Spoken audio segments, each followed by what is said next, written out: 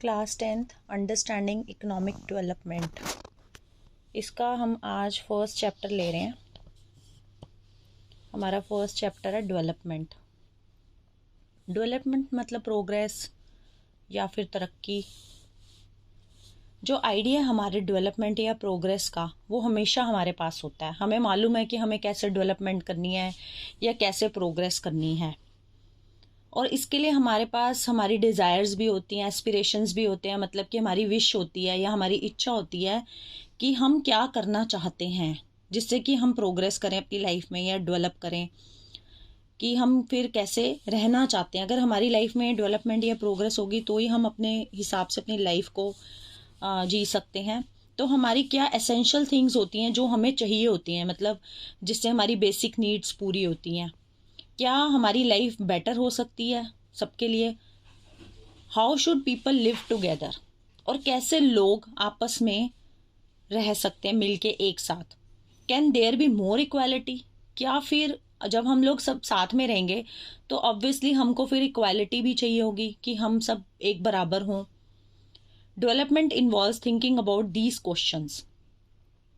अब जो डेवलपमेंट होती है, जब हम डेवलपमेंट के बारे में सोचते हैं तो उसको जब हम सोचते हैं तो उसमें हमारे दिमाग में ये सारे क्वेश्चंस आते हैं कि क्या तरीके हो सकते हैं जिनसे कि हम ऐसा इस तरीके से वर्क करें कि हम अपने गोल्स को अचीव कर सकें। हम अपने जो भी हमारा लक्ष्य है उसको हम कैसे पा सकें। तो ये बड़ा कॉम्प्लेक्स टास्क है। कॉम्प्लेक्स मीन्स बड़ा मुश्किल टास्क है, और इस चैप्टर में हम ये समझने की कोशिश करेंगे इन इश्यूज के बारे में जो कि डेवलपमेंट से रिलेटेड है। इसमें हम ऐसे इश्यूज को पढ़ेंगे जो कि ग्रेटर डेप्थ में हमें हायर क्लासेस में जानने होते हैं। और हमें इसमें यह भी पता चलेगा कि जो हमारी जो इकोनॉमिक्स होती है हिस्ट्री या पॉलिटिकल साइंस में, वो जो सिर्फ इकोनॉमिक्स में ही नहीं है बल्कि वो हमारे हिस्ट्री और पॉलिटिकल साइंस में भी इन्वॉल्व होती है। This is because the way we live today is influenced by the past. क्योंकि जो भी लाइफ हम आज जी रहे हैं, जो भी हमने आज की डेट में जो भी प्रोग्रेस करी है, वो हमने पास्ट जो हमारा जो था, हिस्ट्री जो हमारी थी, उससे हमने सीखा है। उससे हमारा जो आज है वो इन्फ्लुएंस्ड है, उसका असर है आज हमारी लाइफ के ऊपर। We can't desire for change without being aware of this. अगर हमको हमारी हिस्ट्री नहीं पता होगी, हमें मालूम ही नहीं होगा कि हम जो आज जो हमारी डेवलपमेंट है वो कैसे हमने अचीव की है, कैसे हम एक प्रोसेस से गुजर के यहाँ पे पहुँचे हैं, तो हमें पता ही नहीं चलेगा। इसलिए हमको हमारी हिस्ट्री जानना भी बड़ा ज़रूरी होता है। उसी से हमारी डेवलपमेंट की प्रोसेस हमको पता चलती है। इसी तरह से सेम वे में जो डेमोक्रेटिक पॉलिटिकल प्रोसेस होती है हमारी, उससे भी हमको पता चलता है कि हमारी जो भी उम्मीदें, होप्स हैं या हमारी जो पॉसिबिलिटीज़ हैं वो हम रियल लाइफ में कैसे पा सकते हैं, कैसे हम अचीव कर सकते हैं। आप देखो यहाँ पे एक पिक्चर बनी हुई है, तो इसमें क्या लिखा हुआ है? Without me they can not develop, in this system I can not develop.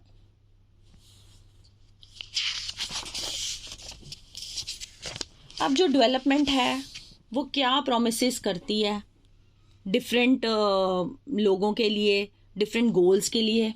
आप इमेजिन करो कि डेवलपमेंट या प्रोग्रेस जो है वो हर एक लोगों के लिए, हर पर्सन के लिए अलग होती है। जैसे टेबल 1.1 में हम देख रहे हैं कि लैंडलेस जो रूरल लेबरर्स हैं उनके गोल्स क्या होते हैं। लैंडलेस मतलब जिनकी अपनी ज़मीन नहीं होती है, जिनके पास लैंड नहीं होती है, और वो जो गांव में जो लोग एज अ लेबर काम करते हैं, उनकी क्या डेवलपमेंट गोल्स होते हैं? उनके डेवलपमेंट गोल्स यही होते हैं कि उनके पास मोर डेज ऑफ वर्क हो, ज़्यादा उनके पास काम हो ज़्यादा दिनों के लिए, उनको बेटर वेजेस मिले, मतलब बेटर उनको सैलरी मिले जो वो उनको दिन के हिसाब से मिलती है। Local school is able to provide quality education for their children. वो चाहते हैं कि उनके जो बच्चे हैं उनको, जो उनके घर के पास जो भी लोकल स्कूल है वहाँ पे उनको बेटर क्वालिटी मिले, बेस्ट क्वालिटी मिले उनके बच्चों की। There is no social discrimination, उनको सोशल डिस्क्रिमिनेशन ना हो, मतलब कि उनको इक्वालिटी के साथ ट्रीट किया जाए। ऐसा ना हो कि ये लेबर का बच्चा है, लेबर का चाइल्ड है, तो इसको हमने अच्छे से ट्रीट नहीं करना, या ये किसी लैंड ओनर का, लैंडलॉर्ड का बच्चा है तो इसको हमने बेटर क्वालिटी देनी है। ऐसा ना हो, सोशल डिस्क्रिमिनेशन ना हो, and they can become leaders in the village. और वो विलेज के अंदर वो भी एज अ लीडर काम कर सकें, क्योंकि वहाँ पे तो पंचायत राज होता है गांव में, विलेजेस में। तो वहाँ के जो लैंडलेस रूरल लेबरर्स होते हैं वो यही चाहते हैं कि उनके बच्चे भी प्रोग्रेस करें और वो भी ज़्यादा से ज़्यादा कमाएं। फिर उसके बाद है prosperous farmers from Punjab.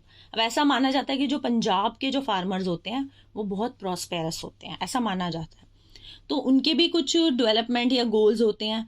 Assured a high family income through inner higher support prices for their crops. वो चाहते हैं कि वो जो भी क्रॉप्स, जो भी फसलें वो उगाते हैं, तो उससे उनकी जो फैमिली की इनकम है वो हाई हो जाए, क्योंकि वो अपने क्रॉप्स, जो भी उनके क्रॉप्स वो बेचते हैं, वो हायर क्वालिटी पे, हायर प्राइसेस पे वो बेचें, अच्छी उनको इनकम आए। And through hard working and cheap labourers. और उनको क्योंकि वो लोग खुद तो काम नहीं कर रहे, वो लेबर को हायर करते हैं, तो ऐसे में वो ये सोचते हैं कि उनका गोल ये होता है कि उनको हार्ड वर्किंग और थोड़ी चीप लेबर मिल जाए। They should be able to settle their children abroad. और वो ऐसा चाहते हैं कि अब्रॉड में वो अपने बच्चों को सेटल कर सके, ताकि उनके बच्चों का, उनकी आने वाली जनरेशन्स का जो फ्यूचर है वो ज़्यादा ब्राइट हो। क्योंकि हर इंसान अपनी लाइफ में प्रोग्रेस करना चाहता है, जो भी उसके पास होता है वो उससे बेटर चाहता है, तो इसलिए वो लोग ऐसा चाहते हैं। फिर है farmers who depend only on rain for growing crops. अब ऐसे फार्मर्स भी होते हैं जिनके पास ट्यूबवेल नहीं है, या उनके पास इरिगेशन के लिए कैनल्स नहीं है, उनके पास कोई फैसिलिटी नहीं है। तो वो ऐसे में क्या, उनको उनको क्या, किसके ऊपर एक वो डिपेंड करते हैं कि रेन आएगी, बारिश आएगी, तो उनकी क्रॉप्स को इरिगेशन वो कर पाएंगे। तो ऐसे भी फार्मर्स होते हैं। उनके लिए आपको देखो इसमें फिल खुद करना है, ये फिल किया हुआ है, जिस बच्चे की मैं बुक मेरे पास है उसने फिल करा हुआ है। तो better irrigation facilities by government.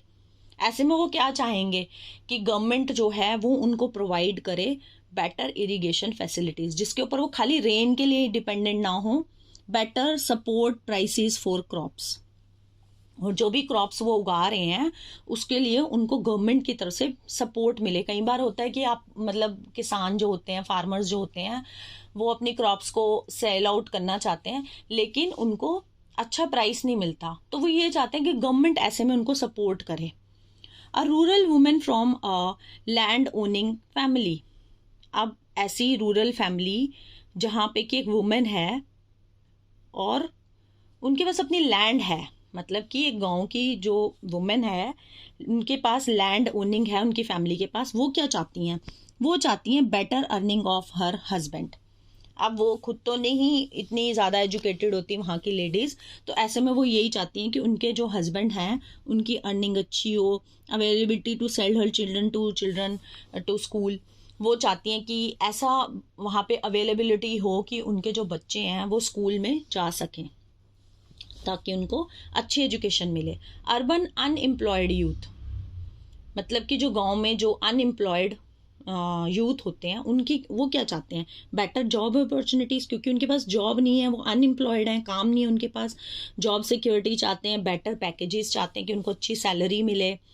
A boy from a rich urban family, और एक बॉय जो कि अच्छी रिच फैमिली से बिलोंग करता है, कहाँ से, अर्बन सिटी से, वो यही चाहेंगे ability to go to abroad for higher study.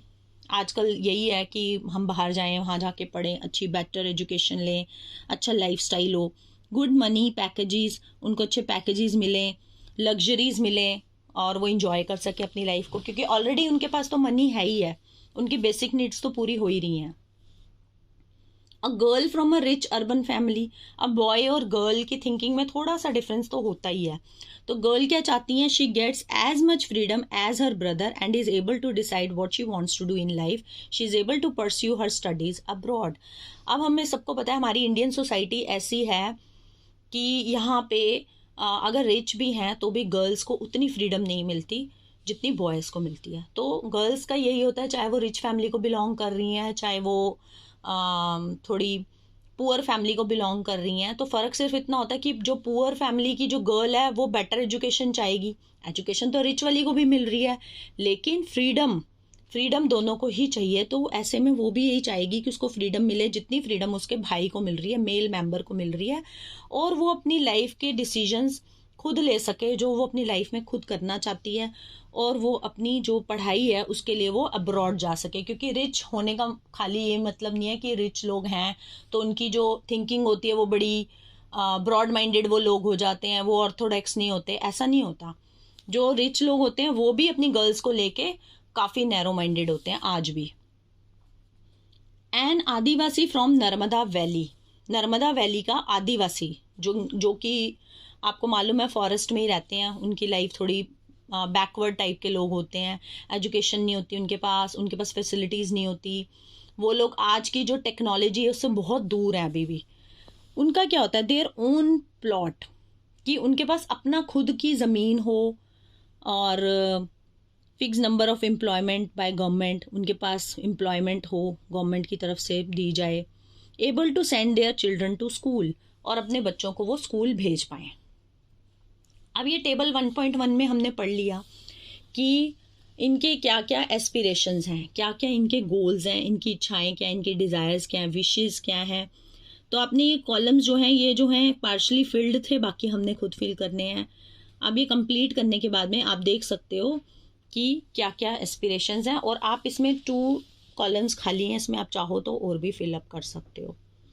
अब यहीं पे एक पिक्चर है, you want a car the way our country is set up, all you can hope for is maybe to one day on the rickshaw you pull. तो ये एक rickshaw puller जो है, रिक्शा पुलिंग का काम करते हैं, उनकी एस्पिरेशन है कि उनके पास कार हो। हर इंसान प्रोग्रेस करना चाहता है। अब हैविंग फिल्ड 1.1, अब आपने इसको टेबल 1.1 को फिल कर लिया। अब आप इसको एग्जामिन करो, क्या ये जो जितने भी लोग हैं जो हमने इसमें फिल करे हैं, क्या इनका सेम नोशन है डेवलपमेंट या प्रोग्रेस का, सबका एक ही गोल है? नहीं, मोस्ट लाइकली नॉट, मोस्टली ऐसा नहीं है। इसमें सबकी हर एक की अपनी एस्पिरेशंस हैं। हर इंसान जो है वो डिफरेंट थिंग्स को सीख कर रहा है, पाना चाहता है, वो ऐसी चीज़ों को सीख कर रहे हैं that are most important for them, जो कि उनके लिए बहुत ज़्यादा इंपॉर्टेंट है। For that is that which can fulfil their aspiration और डिज़ायर्स, जिससे कि वो अपनी इच्छाएं पूरी कर सकें। और इनफैक्ट कई बार ऐसा भी है कि 2 लोग या ग्रुप्स जो हैं उनकी जो आपस की जो भी उनके डिज़ायर्स हैं वो एक दूसरे से कॉन्फ्लिक्टिंग है, मतलब एक दूसरे के ऑपोजिट हैं। जैसे गर्ल एक्सपेक्ट कर रही है कि उसको फ्रीडम अपॉर्चुनिटी मिले अपने ब्रदर के जितनी, और वो हाउस होल्ड जो भी घर में मदद करती है वो अपनी, उसमें उसका जो भाई है वो भी बराबर का शेयर करे। लेकिन क्या उसका भाई ये सब पसंद करेगा? नहीं करेगा, क्योंकि बॉयज़ की अपनी एक सोच ऐसी बन चुकी है कि बॉयज़ घर का काम नहीं करते, तो शायद वो लाइक नहीं करेगा। Similarly to get more electricity industrialist may want more dams. इसी तरह से जो ये इंडस्ट्रियलिस्ट होते हैं, जो इंडस्ट्रीज चलाते हैं, बिजनेसमैन होते हैं, उनको और ज़्यादा इलेक्ट्रिसिटी चाहिए। तो उसके लिए वो क्या चाहेंगे कि डैम्स और ज़्यादा बनने चाहिए। But this may submerge the land and disrupt the life of people who are displace such as tribal. लेकिन अगर हम और डैम्स बनाने की सोचेंगे तो ऐसे में क्या होगा, जो लैंड है वो सबमर्ज हो जाएगी, पानी में डूब जाएगी ना वो, और इसकी वजह से जो बाकी लोग हैं उनकी लाइफ डिसरप्ट हो जाएगी, उनकी लाइफ में प्रॉब्लम आ जाएगी। क्योंकि ट्राइबल्स जो होंगे, जो रिवर्स के पास रहते होंगे जहाँ पे पानी अवेलेबल है, उनको वहाँ से जाना पड़ेगा। तो they might resent this and may prefer small check dams और tanks to irrigate their land. तो वो क्या चाहेंगे कि छोटे छोटे डैम्स होने चाहिए, टैंक्स होने चाहिए, जिसकी मदद से वो अपनी लैंड को इरिगेट कर सकें। अब उसके बाद है इनकम एंड अदर गोल्स। अगर आप टेबल 1.1 में देखते हो फिर से, तो आप नोटिस करोगे कॉमन थिंग कि जो लोग डिज़ायर करते हैं कि उनके पास रेगुलर वर्क हो, उनके पास बेटर वेजेस हों, डिसेंट प्राइसेस मिले उनके क्रॉप्स की या प्रोडक्ट्स की जो वो बनाते हैं, प्रोड्यूस करते हैं। या आप दूसरे वर्ड्स में ये कह सकते हो कि वो और ज़्यादा इनकम चाहते हैं, कि उनको और इनकम मिले। इसके अलावा मोर इनकम चाहने के अलावा एक और है कि लोग इक्वल ट्रीटमेंट चाहते हैं, फ्रीडम चाहते हैं, सिक्योरिटी चाहते हैं, रिस्पेक्ट फ्रॉम अदर्स, कि दूसरे हमें रिस्पेक्ट करें, और डिस्क्रिमिनेशन नहीं चाहते वो। ये इंपॉर्टेंट गोल्स हैं। इनफैक्ट कुछ केसेस में ये बहुत इंपॉर्टेंट होंगे इनकम से भी ज़्यादा, या फिर कंजम्पशन, जो कि चीज़ें यूज़ की जाती हैं, मटेरियल गुड्स, वो ही नहीं सिर्फ होते जीने के लिए, इसके अलावा हमको ये चीज़ें भी चाहिए होती हैं। और कई बार ये चीज़ें हमारी इनकम से ज़्यादा इंपॉर्टेंट हो जाती हैं कि हमें रिस्पेक्ट दी जाए, हमारे को फ्रीडम दी जाए, हमारे को सिक्योरिटी हो, हमारे को इक्वल ट्रीटमेंट मिले। मनी और जो मटेरियल थिंग्स होती हैं जो कि हम खुद खरीद सकते हैं, ये तो एक फैक्टर होता है जिस पे हमारी लाइफ डिपेंड करती है। लेकिन जो क्वालिटी जो हमारी लाइफ की होती है वो नॉन मटेरियल चीज़ों के ऊपर डिपेंड करती है, जो कि अभी ऊपर मेंशन करी है मैंने, फ्रीडम, सिक्योरिटी, इक्वल ट्रीटमेंट, ये सब। अगर ये नहीं है तो आप ये सोचो कि आपके जो फ्रेंड्स हैं उनकी लाइफ, उनका आपकी लाइफ में क्या रोल है। आप भी चाहते होगे, आप भी डिज़ायर करते होगे फ्रेंडशिप, और इसी तरह से आप भी चाहते होगे बहुत सारी चीज़ें जो कि आप सोचते हो कि आपकी लाइफ में बहुत इम्पॉर्टेंट हैं, जो आप आसानी से मेजर कर सकते हो, पता लगा सकते हो। अब यहाँ नीचे एक पिक्चर है, a demonstration meeting against raising the height of Sardar Sarovar dam on Narmada river. तो ये एक मीटिंग चल रही है जो कि सरदार सरोवर डैम जो नर्मदा रिवर पे है उसकी हाइट को जो बढ़ाना चाह रही थी गवर्नमेंट, उसके खिलाफ, क्योंकि इससे लोगों की लाइफ पे बड़ा इफेक्ट पड़ता है। However, it will be wrong to conclude that we cannot be measured or is not important. तो हम ये कह सकते हैं कि गलत नहीं होगी ये बात कि हमारे पास ऐसी भी बड़ी सारी चीज़ें होती हैं हमारी लाइफ में जो कि हमारी लाइफ को और बेटर बनाने के लिए हमें चाहिए होती हैं। अब एक और एग्जांपल लेते हैं। अगर आपको एक जॉब मिल जाती है बहुत दूर घर से, बहुत दूर, आप उसको एक्सेप्ट करने से पहले क्या करोगे? आप बहुत सारे फैक्टर्स को कंसिडर करोगे इनकम के अलावा, जैसे कि फैसिलिटी फॉर योर फैमिली, मेरी फैमिली को क्या फैसिलिटी मिलेगी, वहाँ का वर्किंग एटमॉस्फेयर कैसा होगा, अपॉर्चुनिटी, मौका कैसा होगा, वहाँ पे मैं क्या सीख पाऊँगा। दूसरे केस में एक ऐसी जॉब है आपके पास जो आपको कम पैसे दे रही है but may offer regular employment, लेकिन वो आपके लिए एक रेगुलर एम्प्लॉयमेंट आपको दे रही है जिसकी वजह से आपकी सेंस ऑफ सिक्योरिटी जो है वो इन्हांस हो रही है, बढ़ रही है। और दूसरी जॉब जो है वो आपको हायर पे तो कर रही है लेकिन जॉब की कोई सिक्योरिटी नहीं है और आपके पास टाइम नहीं बच रहा आप अपनी फैमिली के साथ टाइम स्पेंड कर सको। तो अब हायर पे तो मिल रही है लेकिन उससे क्या हो रहा है, आपकी जो सेंस ऑफ सिक्योरिटी और फ्रीडम है वो रिड्यूस हो रही है, वो कम हो रही है। तो ऐसे में आप क्या करोगे? क्योंकि आप इनकम तो हर कोई अच्छी चाहता है लेकिन ऐसा कोई नहीं चाहेगा कि मेरे को ऐसी जगह पे मैं काम करूं कि मेरे को जॉब की कोई सिक्योरिटी नहीं है और मैं अपनी फैमिली के साथ भी टाइम स्पेंड ना कर पाऊं। सारे फैक्टर्स देखने पड़ते हैं। अब ये देखो यहाँ पे लेट्स वर्क दीज आउट दिया हुआ है। Why do different person have different notion of development, which of the following explanation is more important, why. कि जो लोग हैं उनके डेवलपमेंट की जो डेफिनेशन होती है वो अलग अलग क्यों होती है और कौन सी जो एक्सप्लेनेशन है इसमें इंपॉर्टेंट है और क्यों। तो पार्ट ए है बिकॉज पीपल आर डिफरेंट, लोग अलग अलग हैं। Because life situation of persons are different, क्योंकि लोगों की लाइफ की सिचुएशंस भी अलग अलग होती हैं। तो दोनों ही बातें हैं। Do the following statements mean the same, justify your answer. क्या दोनों जो स्टेटमेंट्स नीचे दी गई हैं या दोनों सेम है क्या? आप जस्टिफाई करो। People have different development goals, people have conflicting development goals. लोगों के डिफरेंट डेवलपमेंट गोल्स होते हैं या लोगों के कॉन्फ्लिक्टिंग होते हैं, एक दूसरे से टक्कर खाते हुए होते हैं, एक दूसरे के ऑपोजिट होते हैं। Give some examples where factors other than income are important aspect of our lives. कुछ एग्जाम्पल आपको ऐसे बताने हैं जो कि इनकम के अलावा हमारे को और भी फैक्टर्स हमारी लाइफ में डिपेंड करते हैं। Explain some of the important issues, ideas of the above section in your own words. और जो ऊपर जो दिया गया है उसको आप अपने वर्ड्स में बताइए। तो बड़े सिंपल सा है ये सब कुछ, क्योंकि हमने जो ऊपर पढ़ा है उसी से रिलेटेड है ये सारा कुछ। अब नेशनल डेवलपमेंट देखो आप, if as we have seen above individual seek different goals. हमने ऊपर देखा है कि जितने भी लोग होते हैं हर एक इंसान जो है उसके डिफरेंट गोल्स हैं और उनके लिए हर एक का अपना है। लेकिन जो नेशनल डेवलपमेंट होती है कि पूरी जो हमारी कंट्री है उसकी डेवलपमेंट जो है वो भी डिफरेंट हो सकती है। Discuss among yourself on what India should do for development. अब आप आपस में डिस्कस कर सकते हो कि इंडिया जो है उसको डेवलपमेंट के लिए क्या करना चाहिए। मोस्ट लाइकली क्या होगा, आपको पता चलेगा कि आपकी क्लास के जो अलग अलग बच्चे हैं उनके आंसर भी अलग अलग होंगे इस क्वेश्चन के। और इनफैक्ट आप खुद भी जब सोचोगे तो आपके पास बड़े सारे डिफरेंट आंसर्स आ जाएंगे और आपको समझ नहीं आएगा कि इसमें से श्योरली क्या होना चाहिए। तो ये बहुत इंपॉर्टेंट है, आपको अपने कीप इन माइंड करना पड़ेगा कि जैसे लोगों के डिफरेंट गोल्स होते हैं वैसे ही कंट्री के भी डिफरेंट गोल्स होते हैं।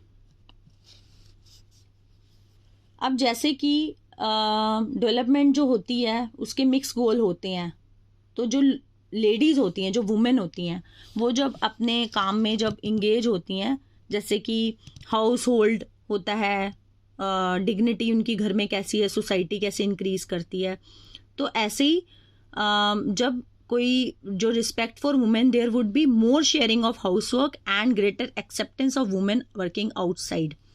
तो कई लेडीज़ जो हैं वो घर में काम कर रही हैं, कई जो हैं वो बाहर काम कर रही हैं, तो उनको ज़्यादा एक्सेप्टेंस मिलती है। तो उसमें क्या होता है, सेफ और सिक्योर इन्वायरमेंट जो है वो वुमेन को मिलना चाहिए, जिससे कि वो वैरायटी ऑफ जॉब्स कर सकें और बिजनेस कर सकें। तो जो डेवलपमेंट गोल होता है वो बेटर इनकम ही नहीं बल्कि और भी चीज़ें होती है। अब जो डिफरेंट पर्सन्स होते हैं could have different as well as conflicting notion of country's development। इसी तरह से जो अलग अलग लोग हैं उनका भी अलग अलग होगा कि डेफिनेशन होगी कि कंट्री की डेवलपमेंट कैसी है, कुछ एक दूसरे के अगेंस्ट भी बोल सकते हैं। तो इस तरह से can all the ideas be considered equally important. तो क्या हम सारे जो आइडियाज़ हैं उनको इक्वली इम्पॉर्टेंट बोल सकते हैं, या फिर हम ये कह सकते हैं कि जो कॉन्फ्लिक्ट्स हैं ये डिसाइड कर रहे हैं what would be a fair and just path for all. तो सबके लिए एक ही जो रास्ता है वो सही रहेगा। We also have to think whether there is a better way of doing things. क्या हमारे पास और भी बेटर वे हो सकता है जिससे हम और अच्छे से काम कर सकें? क्या आइडिया होगा जिससे कि लार्ज नंबर ऑफ ज़्यादा से ज़्यादा लोगों को या थोड़े लोगों को बेनिफिट मिल सके? नेशनल डेवलपमेंट का मतलब है इन सब चीज़ों के बारे में सोचना। अब देखो, लेट्स वर्कआउट। अब डिस्कस करें हम फॉलोइंग सिचुएशन। आप पिक्चर देखो राइट में, इसमें डेवलपमेंट गोल्स जो हैं इस एरिया के लिए क्या होंगे, इस एरिया के लिए क्या हो सकते हैं। आप देख रहे हो इसमें एक बिल्डिंग बनी हुई है और उसमें नीचे कुछ हट्स बनी हुई हैं। अब आपने पिक्चर देखी है, अब नीचे आप देखो सेकंड नंबर पे न्यूज़पेपर रिपोर्ट और आंसर करना है आपको कि एक वेसल है जो कि 500 टन्स डंप करता है लिक्विड टॉक्सिक वेस्ट का, ओपन एयर डंप जो एक सिटी में है उसके सराउंडिंग एरिया में करता है, सराउंडिंग सी जहाँ पे समुंदर भी है पास में, वहाँ पे 500 टन जो है लिक्विड टॉक्सिक वेस्ट जो कि हमारे इन्वायरमेंट के लिए बहुत हार्मफुल होता है वो वहाँ पे फेंका जाता है। This happened in a city called Abidjan in Ivory Coast, a country in Africa. और ये अफ्रीका की आइवरी कोस्ट जो है समुंदर के पास का जो एरिया है एबिजान, वहाँ पे हुआ। जो फ्यूम्स इसमें से निकलते हैं हाईली टॉक्सिक वेस्ट में से, उससे नोजिया हो सकता है, स्किन रैशेस, फेंटिंग, डायरिया, और 1 महीने के बाद में 7 लोग मारे गए, 20 लोग हॉस्पिटल में चले गए और 26,000 जो हैं उनको पॉइजनिंग के सिम्टम्स का ट्रीटमेंट लेना पड़ा। तो मल्टीनेशनल कंपनी जो कि पेट्रोलियम और मेटल्स में जो डील करती थी उसने कॉन्ट्रैक्ट किया था, लोकल कंपनी जो आइवरी कोस्ट की थी उससे कॉन्टैक्ट किया था कि इसको डिस्पोज किया जाए इसके शिप से। तो आप देखो who are the people who benefited and who did not. तो क्वेश्चन ये है कि इससे बेनिफिट किसको हुआ और किसको नहीं हुआ। ऑब्वियसली फायदा किसको हुआ, फायदा तो जिसने कॉन्ट्रैक्ट लिया था उसको हुआ कि उसने वहां से उठाया और वहां पटक दिया उठा के। ये नहीं सोचा कि लोगों को कितना नुकसान होगा, अपना प्रॉफिट देखा। इन्वायरमेंट को कितना नुकसान है, लोगों को कितना नुकसान है। What should be the development goal for this country. अब ऐसे में ऐसी कंट्री का क्या डेवलपमेंट गोल होना चाहिए, इसमें यही होना चाहिए कि आप टॉक्सिक वेस्ट जो है उसको प्रॉपर डंप करने के लिए कोई उनको प्रॉपर एक सिस्टम बनाना चाहिए जिससे कि ना तो इन्वायरमेंट को कोई नुकसान हो और ना ही सिटीजन्स को कोई हो। फर्स्ट वाले में जो पिक्चर थी ये जो हमारी बनी हुई है, इसमें क्या गोल रहेगा, इसमें यही है कि जो बिल्डिंग वाले लोग हैं उनको प्रॉब्लम है, ये जो स्लम रह रहे हैं यहाँ पे उनसे प्रॉब्लम है, इससे उनको दिक्कत हो रही है, और जो स्लम है वो बेचारे कहाँ जाएं। तो ऐसे में कंट्री को ही सोचना पड़ेगा कि इन दोनों के लिए मैं क्या करूं। कंट्री गवर्नमेंट ही डिसाइड कर सकती है कि दोनों को कैसे सेटल किया जाए। उसके बाद है what can be some of the development goals for your village, town और लोकेलिटी। अब आप जिस जिस जगह पे रहते हो वहां के डेवलपमेंट गोल क्या होने चाहिए, ये आप डिस्कस करेंगे। एक्टिविटी 1 देखेंगे, if even the idea of what constitute development can be varied and conflicting then certainly there can be differences about ways of development. तो अगर जो आइडियाज हमारे हैं डेवलपमेंट के वो अलग अलग हैं और एक दूसरे के ऑपोजिट हैं तो डिफरेंसेस तो आएंगे डेवलपमेंट में। और अगर आपको ऐसी कोई कंट्रोवर्सी पता है जहाँ पे सबके आइडियाज अलग अलग हैं तो आप ट्राई करो पता लगाने की कि आर्ग्यूमेंट्स जो हैं वो कैसे हैं अलग अलग लोगों के। और you may do so by talking to different person और you may find it from newspaper and television और न्यूज़पेपर की हेल्प से आप ये जान सकते हो। How to compare different countries और स्टेट्स। आप कैसे डिफरेंट कंट्रीज को और स्टेट्स को आपस में कंपेयर करोगे। You might ask if development can mean different things. आप पूछ सकते हो ऐसा कि डेवलपमेंट का मतलब क्या अलग अलग चीजें हैं। कैसे जो how come some countries are generally called developed and other underdeveloped. ऐसा आपने सुना होगा ना कि ये कंट्री तो डेवलप्ड है ये अंडर डेवलप्ड है, ये कैसे पता चलता है। तो इससे जानने के लिए हमें पहले एक और क्वेश्चन है, अगर हम डिफरेंट थिंग्स को कंपेयर करते हैं तो उनमें सिमिलैरिटीज भी होती हैं और डिफरेंसेस भी होते हैं। तो क्या एस्पेक्ट होंगे जिससे आप उनको कंपेयर करोगे। अब हम आपकी क्लास में ही देखते हैं कि आप डिफरेंट स्टूडेंट्स को कैसे कंपेयर करते हो।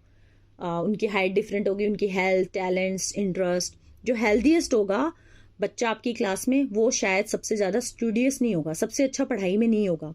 जो मोस्ट इंटेलिजेंट स्टूडेंट होगा वो शायद आप सबसे ज़्यादा फ्रेंडलीस्ट नहीं होगा। तो हम कैसे कंपेयर करते हैं, क्राइटेरिया जो होता है वो डिपेंड करता है इस बात पे कि हमारा पर्पस क्या है, हम क्यों कंपेयर कर रहे हैं उसके ऊपर डिपेंड करता है।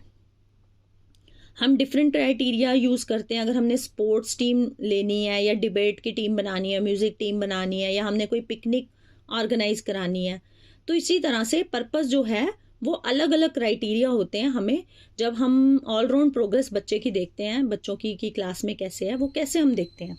यूजुअली क्या होता है, हम यूजुअली क्या करते हैं, वन से ज़्यादा इंपॉर्टेंट कैरेक्टरिस्टिक ले लेते हैं किसी भी पर्सन के और उसको फिर कंपेयर करते हैं उन कैरेक्टरिस्टिक्स के ऊपर कि उनके अंदर क्या क्या क्वालिटीज़ हैं। और फिर ऐसा हो सकता है कि डिफरेंसेस भी आ जाते हों इसमें कि इंपॉर्टेंट कैरेक्टरिस्टिक जिससे हम बेसिस कर रहे हैं कंपैरिजन का, कि फ्रेंडलीनेस को ले रहे हैं या स्पिरिट ऑफ कोऑपरेशन ले रहे हैं या हम क्रिएटिविटी ले रहे हैं या किसी ने कितने मार्क्स सिक्योर करे हैं।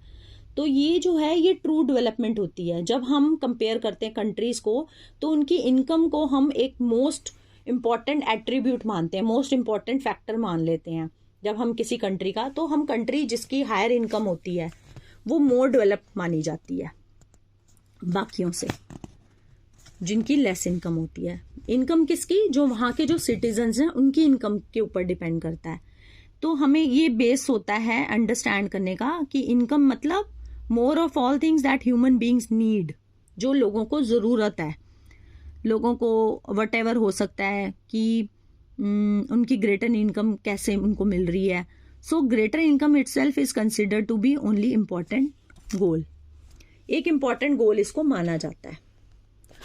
अब now what is the income of a country. Intuitively the income of the country is the income of all the resident of the country. ऐसा नहीं है कि कंट्री की इनकम जब हम काउंट कर रहे हैं तो हम कंट्री की नहीं, कंट्री का मतलब हो गया कि वहाँ पे रहने वाले जितने भी लोग हैं, वहाँ के जो भी सिटीजन्स हैं उनकी कितनी इनकम है। इससे हमको टोटल इनकम पता लग जाती है कंट्री की। तो इस तरह से हम कंपेयर करते हैं कंट्रीज को आपस में कि टोटल इनकम जो है वो कितनी है। और ये यूजफुल मेजर नहीं होता है कई बार, क्योंकि कंट्रीज की अलग अलग पॉपुलेशन हो सकती है, किसी कंट्री की ज़्यादा है किसी की कम है। तो एवरेज पर्सन कितना अर्न करता है वो हमको सिर्फ पता लगता है। Are people in one country better off than others in a different country. क्या लोग एक कंट्री से दूसरी कंट्री वाले जो होते हैं वो क्या ज़्यादा उनसे बेटर होते हैं। तो हम इसमें क्या करते हैं, एवरेज इनकम को जब हम कंपेयर करते हैं, जो कि टोटल इनकम मानी जाती है, उसको डिवाइड कर देते हैं टोटल इनकम के साथ, एवरेज इनकम को टोटल के साथ। एवरेज इनकम जो होती है उसको हम पर कैपिटा इनकम भी कहते हैं। जब वर्ल्ड डेवलपमेंट रिपोर्ट जो है, जब वर्ल्ड बैंक ने ब्रॉड मंगाई थी, तो इस क्राइटेरिया पे मंगाई थी क्लासिफाई करने के लिए कंट्रीज़ को। जिन कंट्रीज़ का विद पर कैपिटा जो था वो $49 49,300 पर एनम डॉलर था, US डॉलर से ज़्यादा 2019 में उनको हाई इनकम या रिच कंट्रीज़ का दर्जा दे दिया गया। और जिनकी पर कैपिटा इनकम US डॉलर 2500 से लेस थी, उनको लो मिडल कंट्रीज़ में रख दिया गया। और जिनकी पर कैपिटा इनकम 2019 में सिर्फ 6700 पर एनम US डॉलर थी, और रिच कंट्रीज जो हैं उन्होंने एक्सक्लूड कंट्री या कंट्रीज को जो कि थी मिडल ईस्ट की, और कुछ छोटी छोटी कंट्रीज जिनको कि अदर जो डेवलप्ड कंट्रीज माना जाता है। अब एवरेज इनकम देखेंगे। एवरेज इनकम जो होती है वो कंपैरिजन के लिए यूज़ की जाती है, और इससे हम हाइड कर सकते हैं डिस्पैरिटीज़ को। एग्जाम्पल के लिए हम कंसीडर करते हैं दो कंट्रीज़ को, ए और बी, और सिंप्लिसिटी के लिए हम एज्यूम कर लेते हैं 5 सिर्फ सिटीजन्स को लेते हैं। तो 1.2 में आप देखोगे कैलकुलेट कर रहे हैं हम, मंथली इनकम दी हुई है यहाँ पे सिटीजन्स की रुपीज़ में, कंट्री ए और कंट्री बी, 5 सिटीजन्स ले लिए। Will you be equally happy to live in both these countries? तो क्या आप इन दोनों कंट्रीज में इक्वली हैप्पी रह सकते हो? क्या ये इक्वली डेवलप्ड हैं? हो सकता है हम में से जो ज़्यादा लोग हैं वो कंट्री बी को ज़्यादा पसंद करेंगे। अगर हमको श्योर हो कि 5th सिटीजन हैं हम, तो क्योंकि 4 की तो बहुत कम है, 500, 500, 500, 500, 5th की है 48,000, तो हमें पसंद आएगा। जैसे कि ऐसा हो कि अगर लॉटरी डिसाइड करे हमारी सिटीजनशिप नंबर को, तो मोस्टली जो लोग होंगे वो इसी कंट्री में जाना पसंद करेंगे। जबकि आप अगर ध्यान से देखोगे तो दोनों की जो एवरेज इनकम है वो आइडेंटिकल है। कंट्री ए जो है is preferred because it has more equitable distribution, क्योंकि यहाँ पे इक्वल डिस्ट्रीब्यूशन हो रहा है फर्स्ट वाली में, ए में। तो in this country people are neither very rich nor extremely poor, ना तो लोग ज़्यादा अमीर हैं ना ही ज़्यादा गरीब हैं। लेकिन जो बी है उसमें पुअर है, सिर्फ एक ही इंसान है जो बहुत एक्सट्रीमली रिच है। तो जो एवरेज इनकम जो होती है वो यूजफुल होती है कंपैरिजन के लिए, और लेकिन ये हमको ये नहीं बता सकती कि इक्वल डिस्ट्रीब्यूशन हो रहा है कि नहीं हो रहा है, ये नहीं पता चलेगा इसमें हमें। अब है country with no rich and poor, we made the chairs and we use them. ये कंट्री जो है ये हमको एग्जांपल दे रही है, ना तो यहाँ पे रिच है और ना ही पुअर है, क्योंकि इन्होंने जितनी चेयर्स बनाई हैं सारी यूज हो गई हैं। अब countries with rich and poor, एक तो आप देख लो 4 चेयर्स के ऊपर है, और एक जो है 4 लोग 2 चेयर्स के ऊपर हैं। तो ये रिच और पुअर का हमको एग्जाम्पल दे रहे हैं, और वो कह रहे हैं we made the chair and he took them, हमने चेयर्स बनाई लेकिन उसने ले ली। Let's work these out.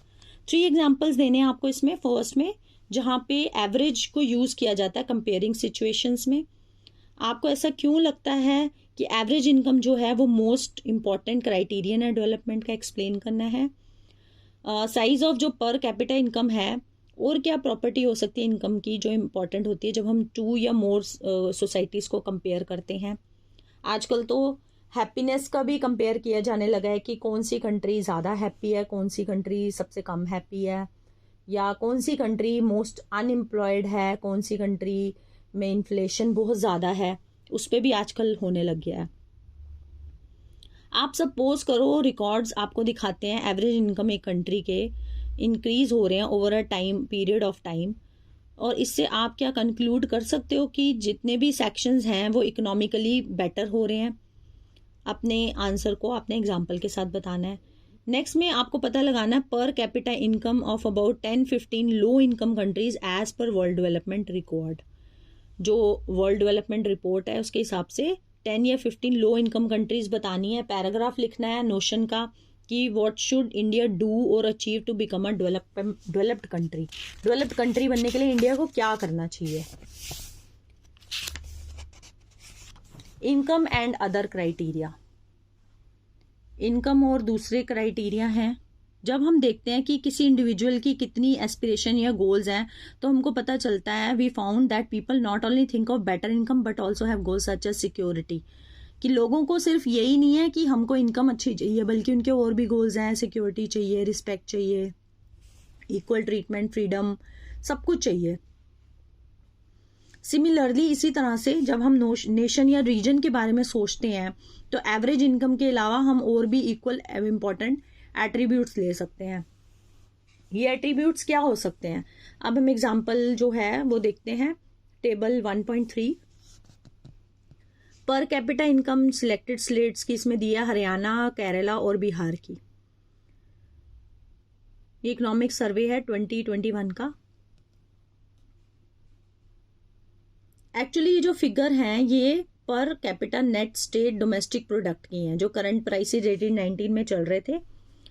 अब let us ignore what this complicated term exactly means. रफली we can take it to be the per capita income of the state.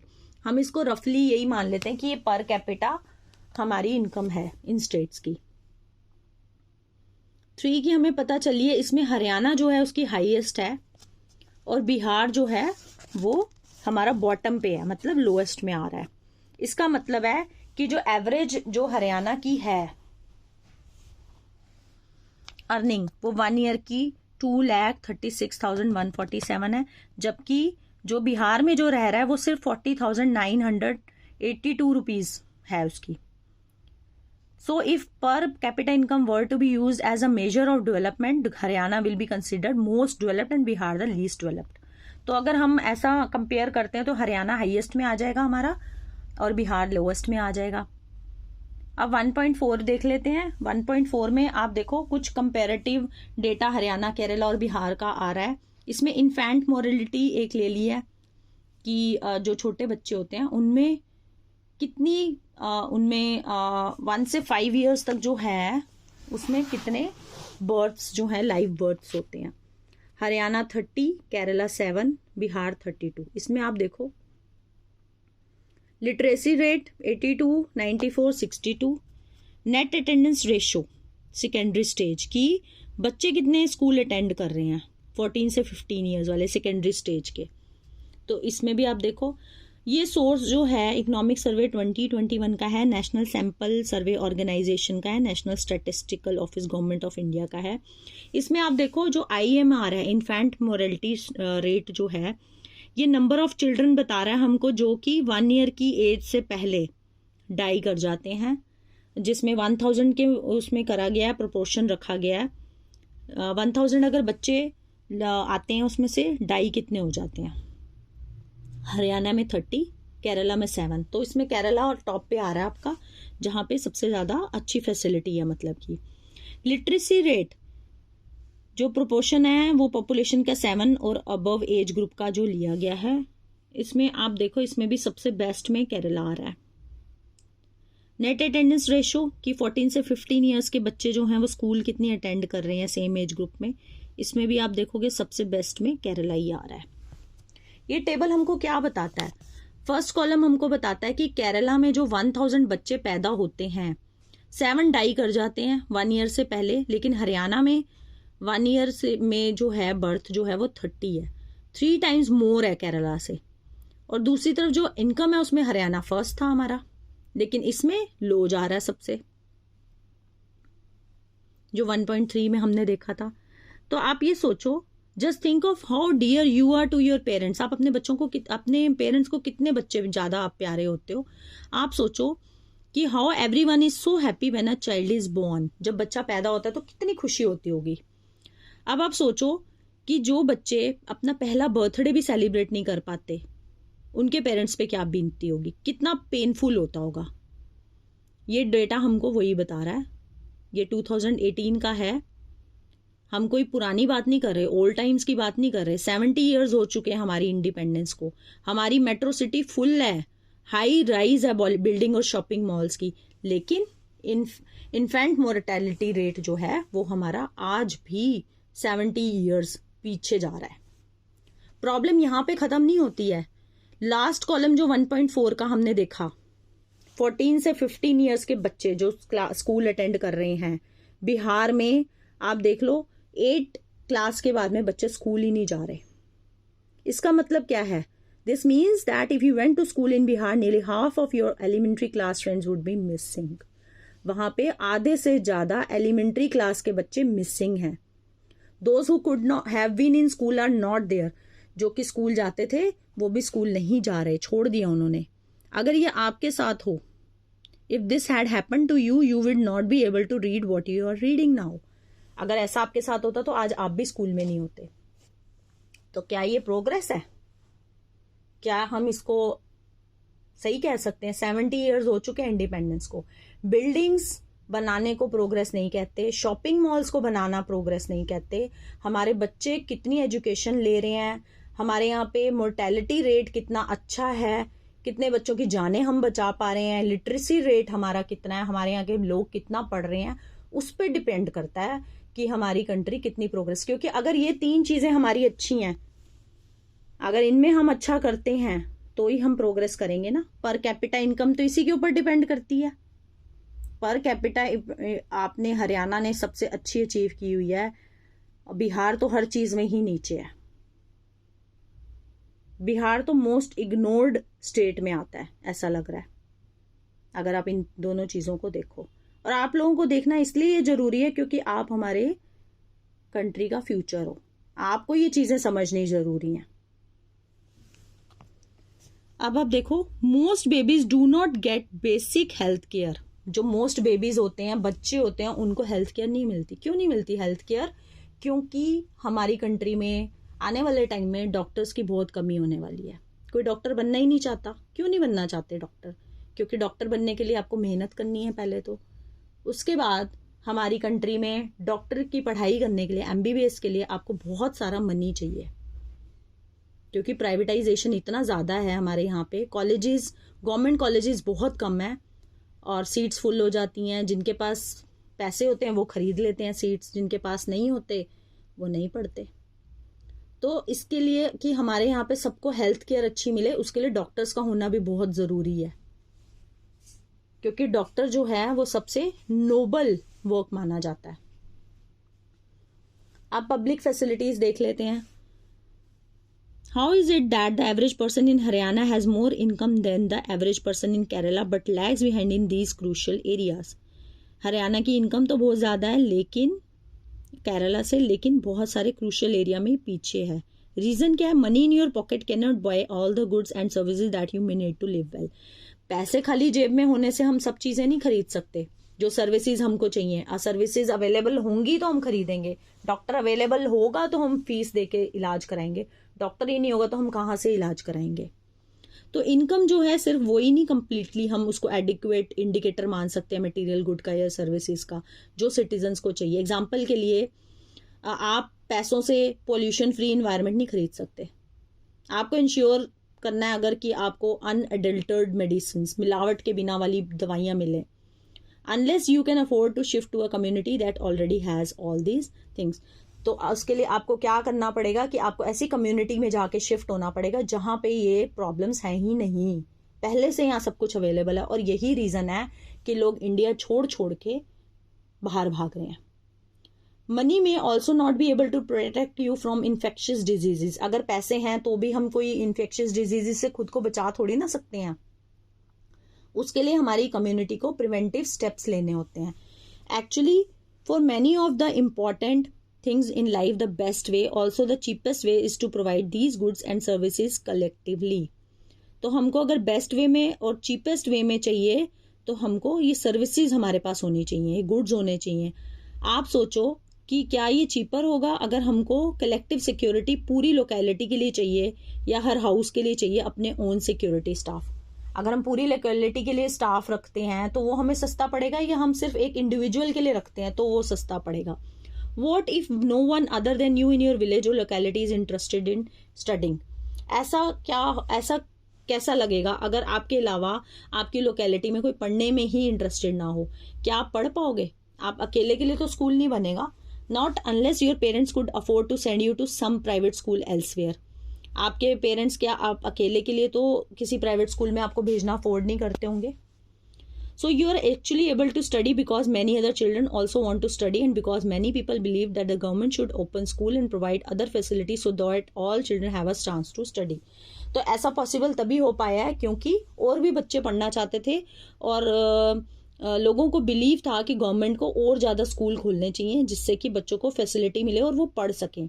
अभी भी बहुत सारे ऐसे एरिया हैं पर्टिकुलरली जहाँ पे गर्ल्स हैं जो कि हाई स्कूल नहीं जा पाती क्योंकि गवर्नमेंट जो है उसने एडिक्वेट फैसिलिटी ही नहीं दी है, तो वो पढ़ ही नहीं पाती हैं, वो जा ही नहीं पाती हैं पढ़ने। केरला के पास लो इन्फेंट मोर्टेलिटी रेट है क्योंकि इसके पास बहुत बढ़िया बेसिक हेल्थ और एजुकेशनल फैसिलिटीज हैं क्योंकि वहाँ के लोग पढ़े लिखे हैं, लिटरेसी रेट बहुत हाई है।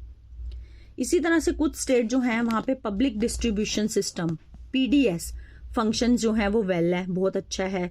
हेल्थ और न्यूट्रिशनल स्टेटस जो है इन स्टेट्स का वो भी अच्छा हो रहा है। अब देखो 1.3 और 1.4 में हमने क्या देखा था कि हरियाणा जो है केरला से लिटरेसी में कौन आगे है, और पर कैपिटा में हरियाणा आगे लेकिन लिटरेसी रेट में केरला उससे आगे है।